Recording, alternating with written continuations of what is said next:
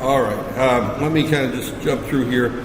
And I promised you yesterday that this is going to be the quickest review of numbering systems, and since it's a short class, it definitely will be the quickest review you will see. Instead of devoting an hour to an hour and a half, I'm going to devote about 30 minutes to reviewing numbering systems up there.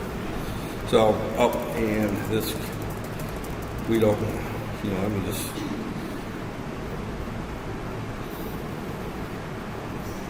right there.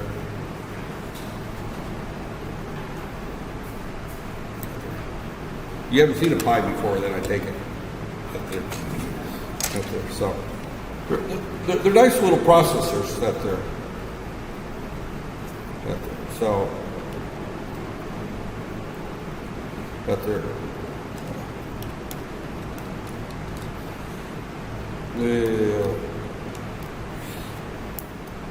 I'll figure out how to putting these cases on is kind of a pain up there.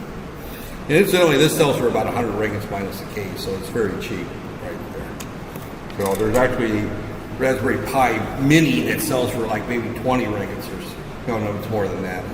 Yeah, about 40 ringgits before the pound crashed and all the currency fluctuations. But there's a much smaller version of this out there too. So, okay. Okay.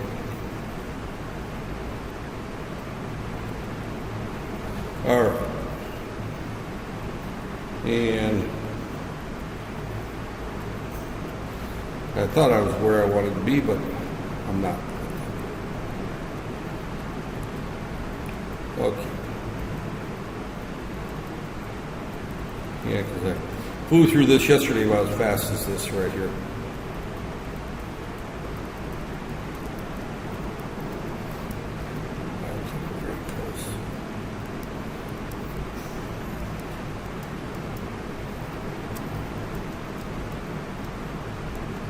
And I think this is where I kind of wrapped up yesterday when I talked about the various buses right there. That was the last thing I talked about up there.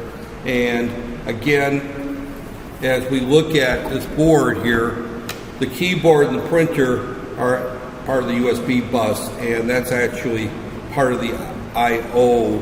There's the I/O chips are actually part of these.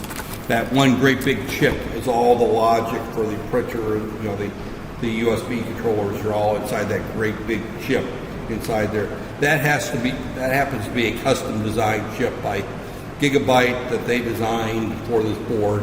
Every motherboard has, and this is a Gigabyte board. This is a Gigabyte board as well. Every chip manufacturer or board manufacturer designs their own chipset.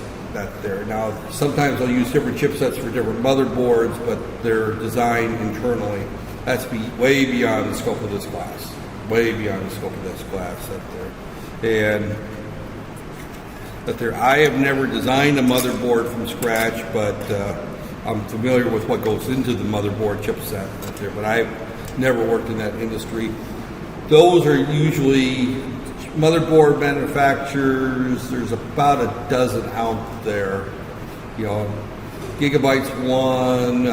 Asus is another. I can't think of the others off the top of my head. I've been buying Gigabytes and Asus for the last so many years out there, but there's at least a dozen different manufacturers of motherboards out there.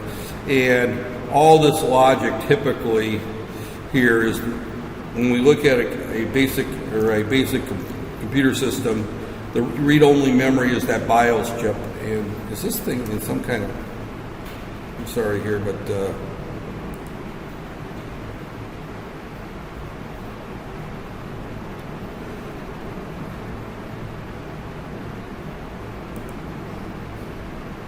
percentage that there shows slides, use timing manual. Okay. Somehow this thing has got itself into a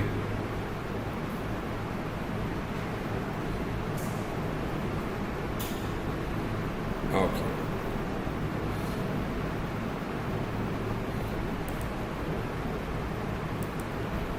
Oh. I'm going to spend half my time just trying to get to the right slide and staying there.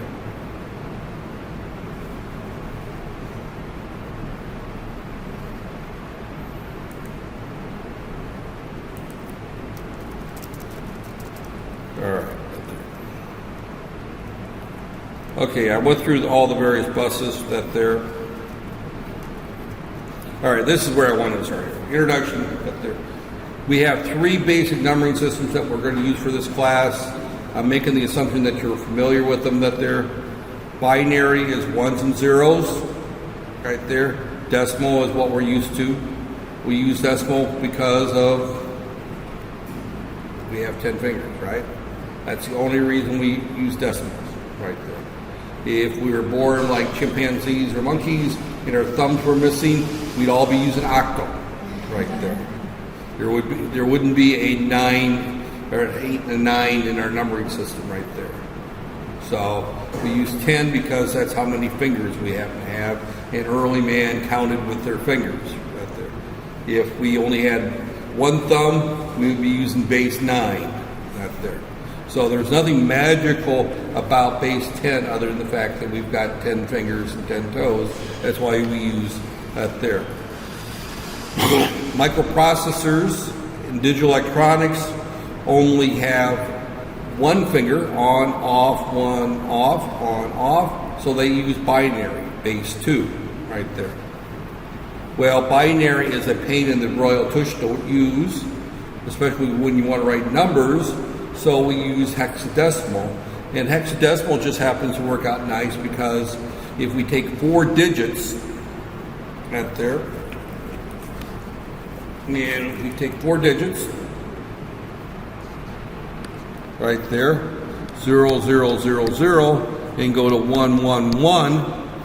This happens to be the number 0. This happens to be the number 15 when we convert back and forth, right there.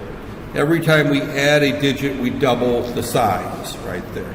So if we had a 5th digit, right there, that would go to 31.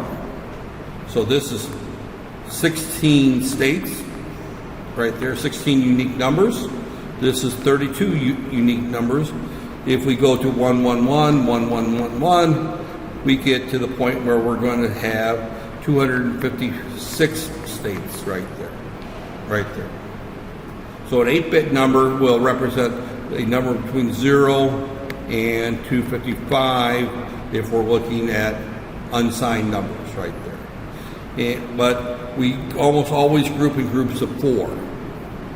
And again, there's nothing magical about the groups of 4 other than the fact that the first microprocessor, the 4004, was a group of 4. All other processors went up from a group of 4 to a group of 8 to then a group of 16, group of 32. We just add more hexadecimal digits to it right there. So, and there's a really neat little table that you can just go 0, 0, 0, 0, 0, 0, 0, 1, 0, 0, 0, 1, 1, 0, 1, 0, 0, 0, 1, 0, 1, 1, 0, 1, 0, 0, 1, 1, 1, 1, 0, 0, 0, 1, 0, 0, 1, 1, 0, 1, 0, 1, 0, 1, 1, 1, 1, 0, 0, 1, 1, 0, 1, 1, 1, 1, 0, 1, 1, 1, 1, right there. We got this neat little table that we can just simply write down, and it's very easy to do it from memory, or not from memory, but to write this table down.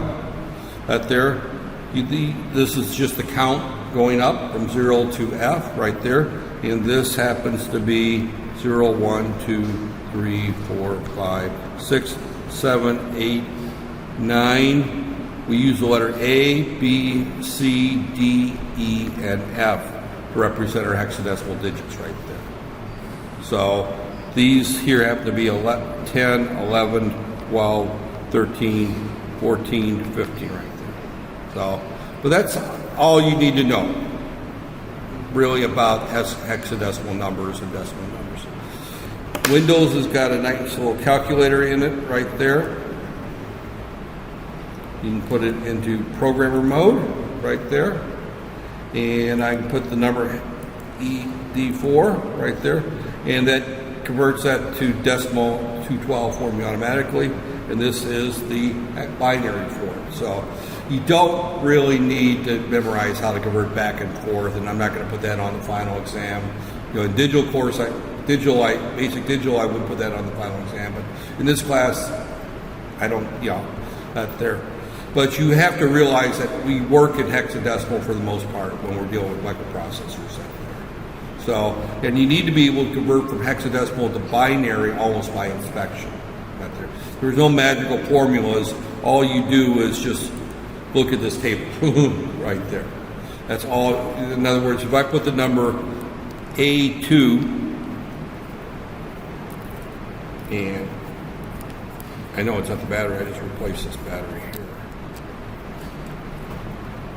This pin is getting almost 2 years old, so maybe it's starting to. I actually use this tablet, probably not there. But if I have the number A2, that would just simply convert to 10100010 right there. And you can do, I do that from memory, but you just refer back to the table. A is 1010, 2 is 0010 right there.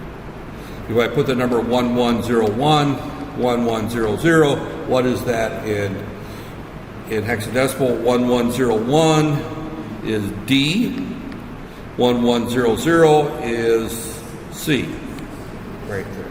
And quite often we'll put an X, an HN that there. If you're using some programmers, it would be 0xDC right there. So, the 0x tells it's hexadecimal, or the H at the end. And most compilers require that you put a 0 in the front of that there. You can't begin a number with a letter right there. So you put 0D, DC right there. So when we write our code right there.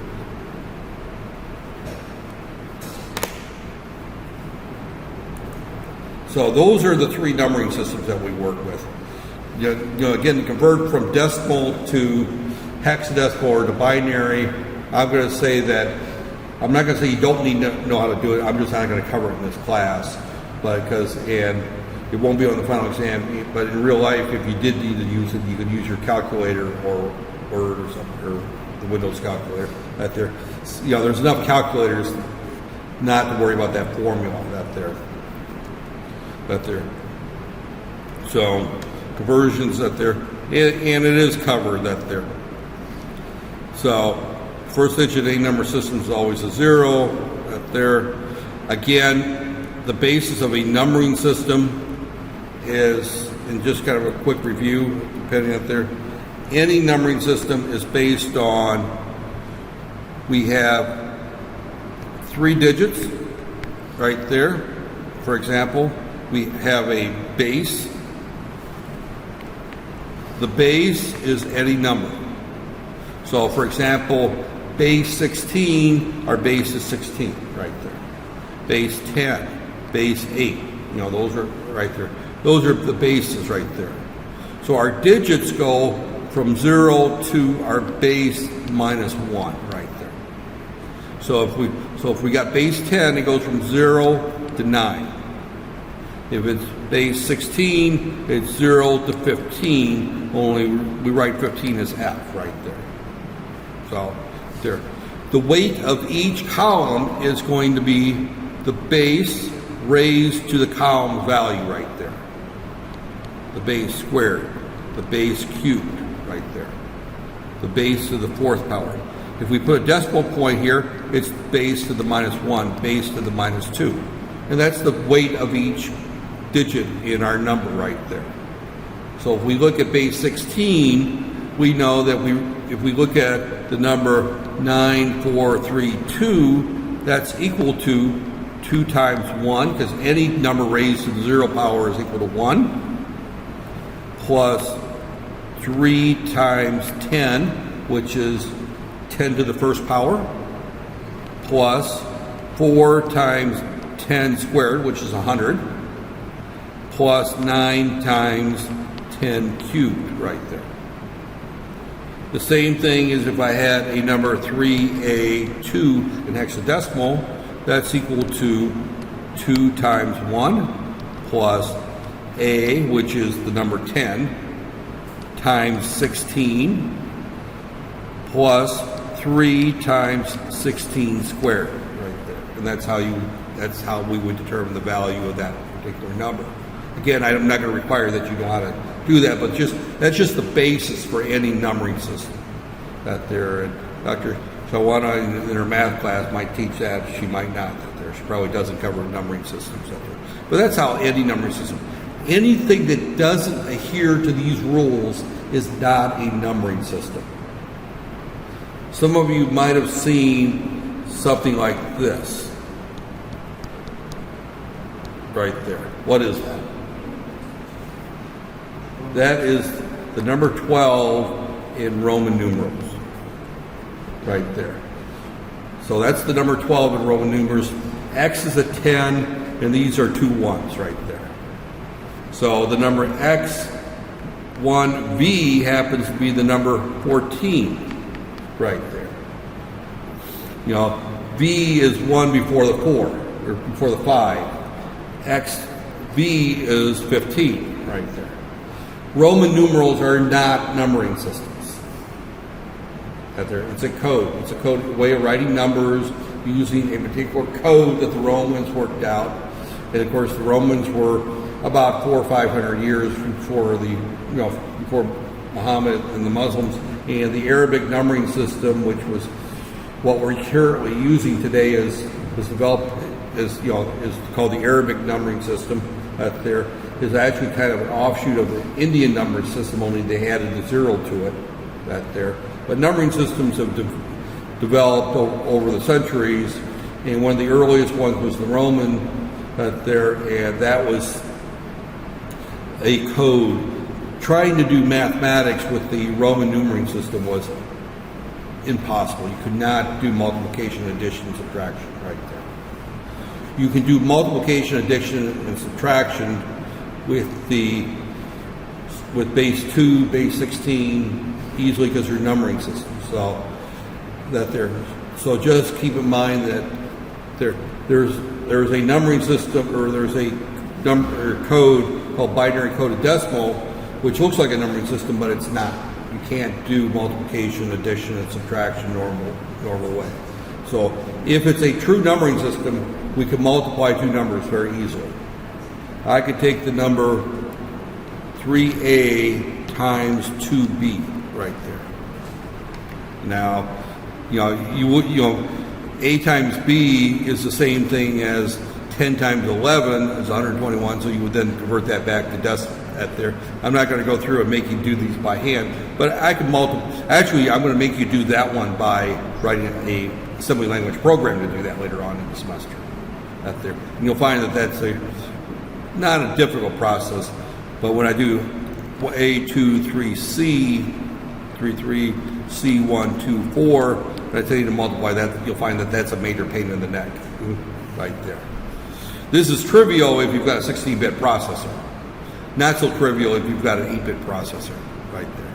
So, but we could just multiply 3 times 4 that there, 4 times 2 that there. So we would take this 4, we multiply it by each of these right here, that there, and that would give us a number like this right here. Then we take the 2 and we would get a number here, right here. Then we take the next one, we'd get a number here. And we'd take the next one and we'd get a number here. And we would add them all up. We'd have one more x right there. And that would get our answer. And that's the way you learn how to multiply base 10 numbers back in primary school, right? Right there. Well, we could do the same thing with base 16, base 2 numbers, base 8 numbers, base 9 numbers. As long as it's a numbering system, all the rules of arithmetic apply right there. So again, digits, I'm not going to worry so much about that there. If it exceeds 10, we start using letters right there. That there. I note this is one of the things that a lot of students will make a mistake on, is that the base, when I define a numbering system, it went from 0 to the base minus 1. So a base 10 does not have a symbol for the number 10. The 10th digit is the 0 right there. So, right there. Many years ago, Octa was popular. There was a computer company back in the 1980s called Data Research, or I think it was Data Research, but they developed a line of mini computers. They weren't desktop microcomputers, but they developed the VAX 1170, the PDP 11, the PDP 8. These were smaller than mainframes, but bigger than desktop microcomputers right there. It was a very large company, and it imploded on itself very quickly for some reason, and I don't know why it went belly up so fast, but they were very, very popular in the scientific and the research communities. Universities had them. My email address at one time, it's kind of funny if you look at my email address, that there is, at one time it was hack at, let's see, what was it? cvax.ipfw.indiana.edu right there. That was what my email address was. Then we got rid of the VAX that there, and it became hack at ipfw.indiana.edu, and then we've got our own connection to the internet, so that it just became hack at ipfw.edu right there.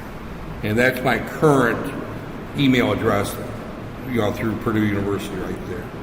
IPFW stands for Indiana University, Purdue University at Fort Wayne, and that's where I taught for 30 years. And because I'm still listed as Professor Emeritus, I still keep the same email address. So if someone sent me an email at that address, I would get that right there. That's still my current address. But at one time, it had the word CVAX in there because we had a PDP or a VAX system right there. Matter of fact, at one time, I think it said CVAX 1 or 2 right there. It's listed which VAX about there. But this was the email address I was given as a grad student back in the 1980s, early or mid 80s, like 82, 83, and I've kept the same email address through today. Only this has gone away, and this has gone away, this has gone away, and now it's just, or no, actually this is still there, IPFW right there. Now it's just hack at ipfw.edu right there. So that's my current email address right there.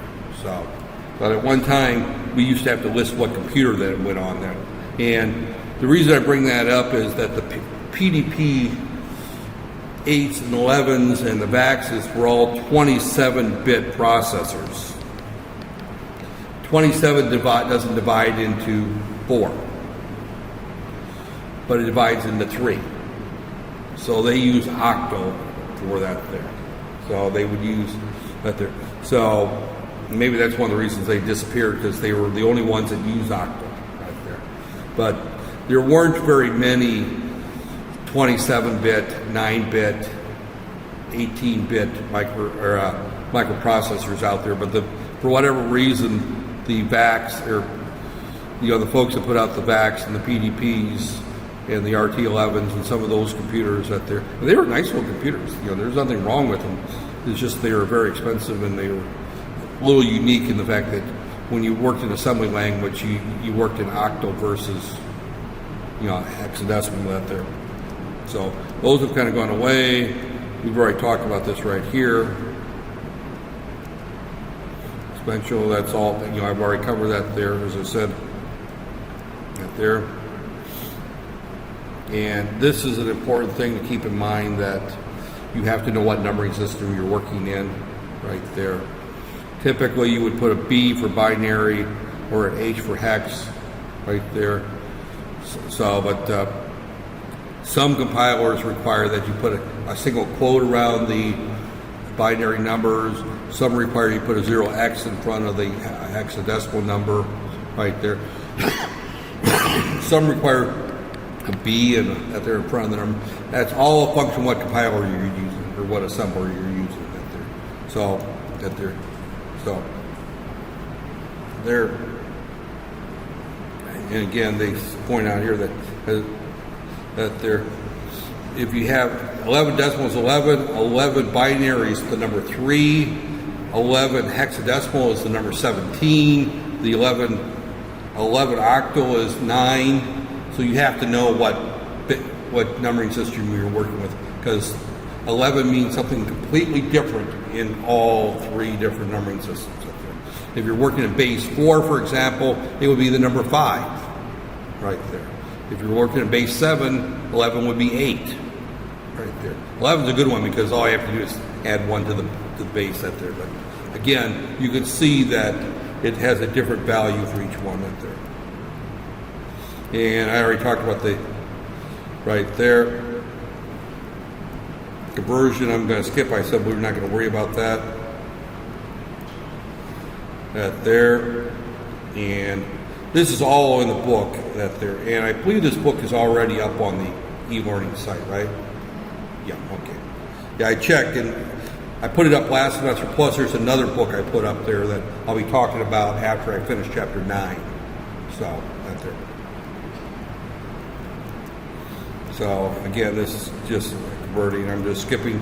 I said it was going to be the shortest revision that you could come up with, because I'm not going to. You've seen it once before.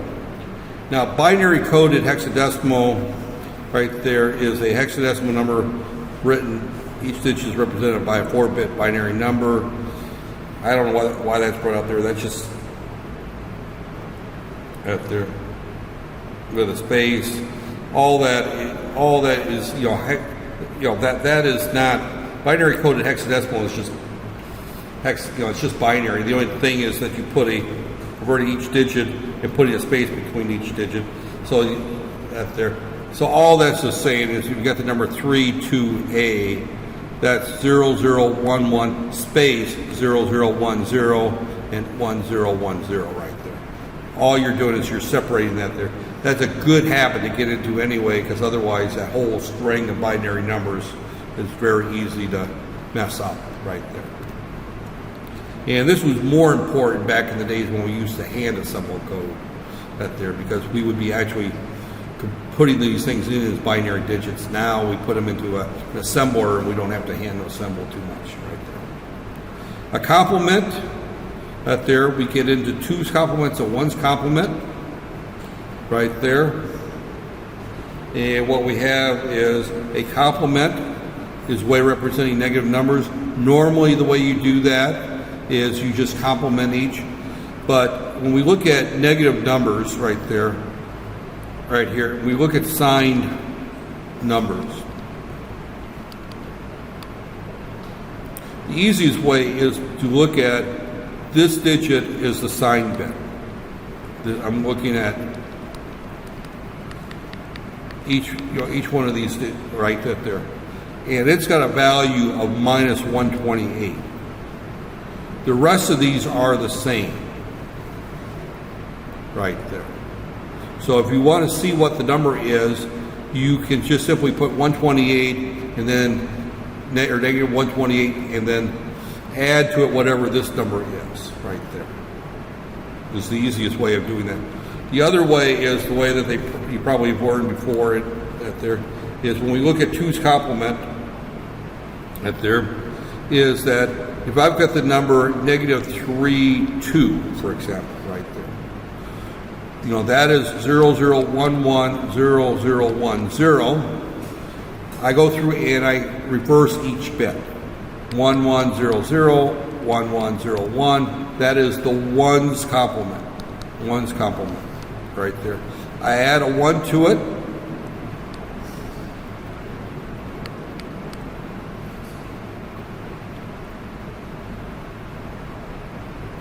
Right there. And that's the 2's complement right there. So this is the number -32. And if I go back to my calculator, right there, I can set that to byte, right there. And I could put in there the number, what did I say, -32.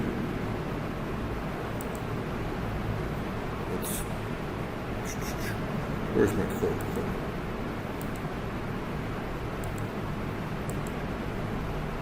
Equals, and that shows CE, And that is the same thing as what I had right there.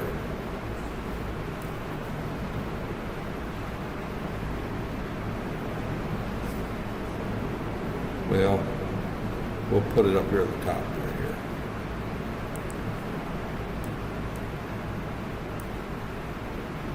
Right here. See, there's my CE right there. That's what I get right there. So again, you can find the 2's complement fairly quickly by using the calculator right there.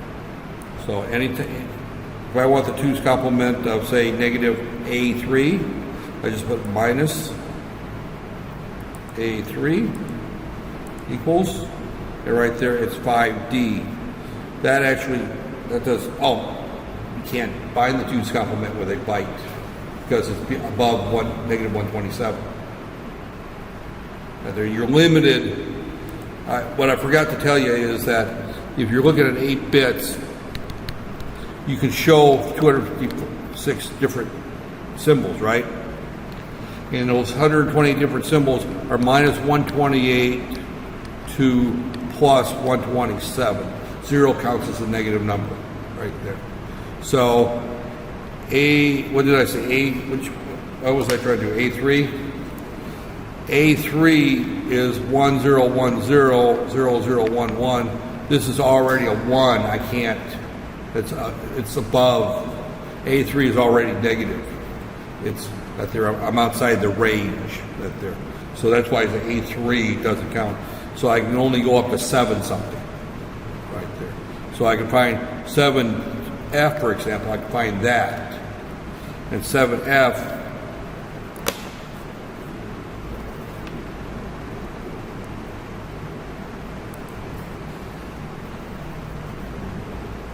clear negative 7F is 81 right there. So right there. And that's negative 127. That's the almost at there. And actually, if you take the number, clear that, negative 128, right there. Oh.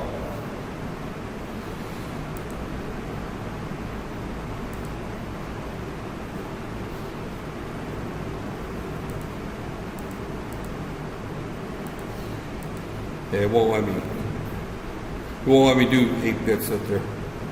If I put in there in my byte,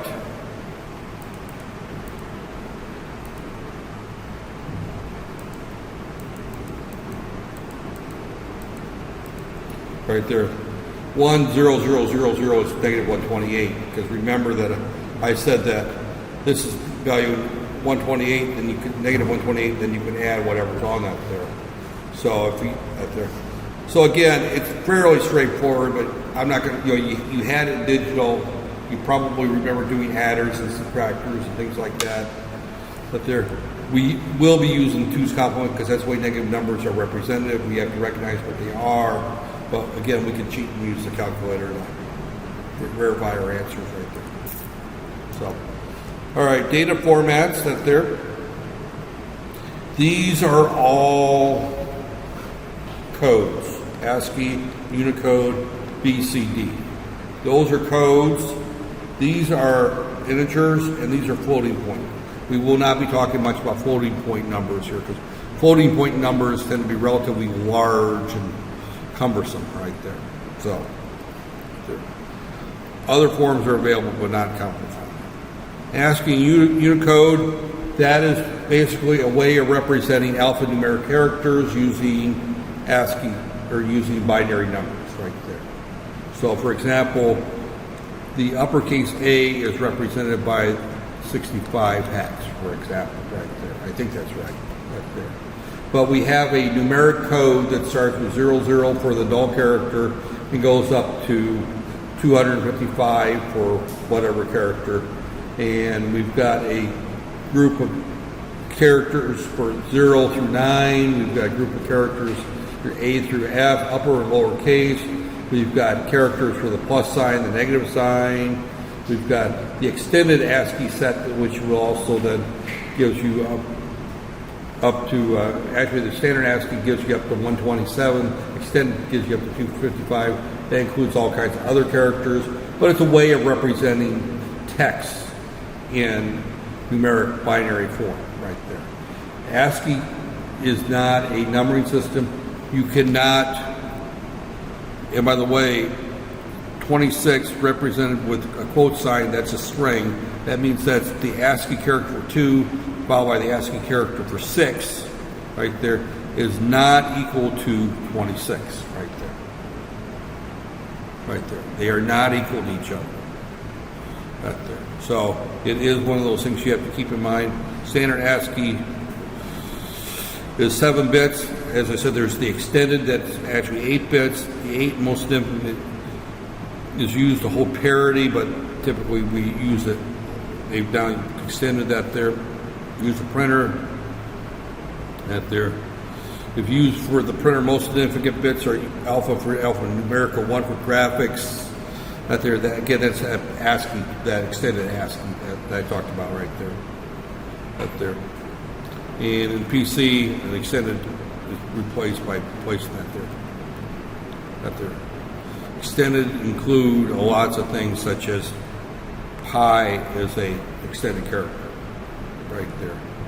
This is an extended character and this is an extended character for the integral symbol right there. You might see plus minus as an extended character. You might see divide as an extended character. I mean, there's all kinds of there. Box drawings and other special characters. So that there. Extended characters can vary from one printer to another. That's not so much true anymore. That was a big problem at one time, a huge problem. You know, there used to be a printer company called Oki Data. It used to be around. Epson was around. IBM made printers, and for whatever reason, they all came up with their extended ASCII character sets that were different, and which meant that you had to tell whatever word processor you were using, what printer you were using, so it would put the right characters in its place. They've standardized that there. And you also got clear screen, backspace, those are all part of that. The bell is another one. Character, you know, ASCII code 7 rings the bell on the PC, the printer. Control codes, hold the control while typing the letter. Unicode, that's much more complex up there.